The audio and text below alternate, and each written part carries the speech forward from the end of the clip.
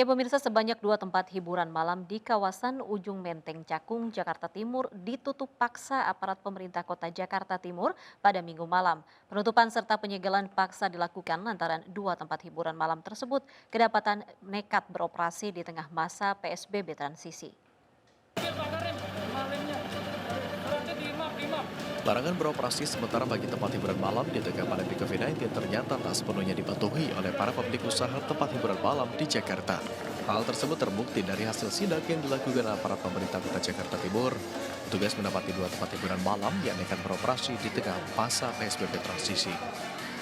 Salah seorang manajer tempat hiburan malam sempat beradu argumen dengan petugas Satpol PP lantaran menolak tempat usahanya ditutup paksa petugas. Di hadapan petugas, dirinya berdalih tempat usahanya itu hanyalah sebuah restoran dan bukan tempat hiburan malam.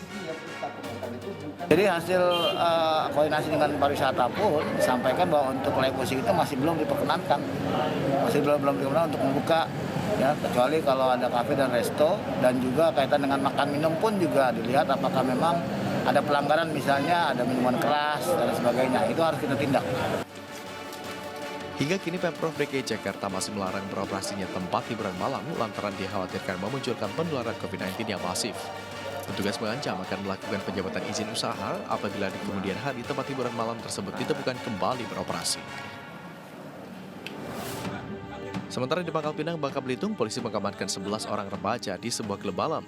Mereka dibawa ke Mapolres dan dihukum push up lantaran nongkrong hingga larut malam dan mengabaikan protokol kesehatan. Sementara di dalam klub hiburan malam, petugas membubarkan puluhan pengunjung lantaran tidak menerapkan physical distancing. Hal ini dilakukan untuk mencegah penularan COVID-19 yang semakin masif. Jadi kita bawa mereka pertama masih di bawah umur. Maksud dan tujuannya untuk kita bina. Ya kita nasihati, kita ingatkan. Untuk besok biar jangan seperti itu lagi. Karena kita lihat jarak-jaraknya tidak sesuai, ya mohon maaf dulu.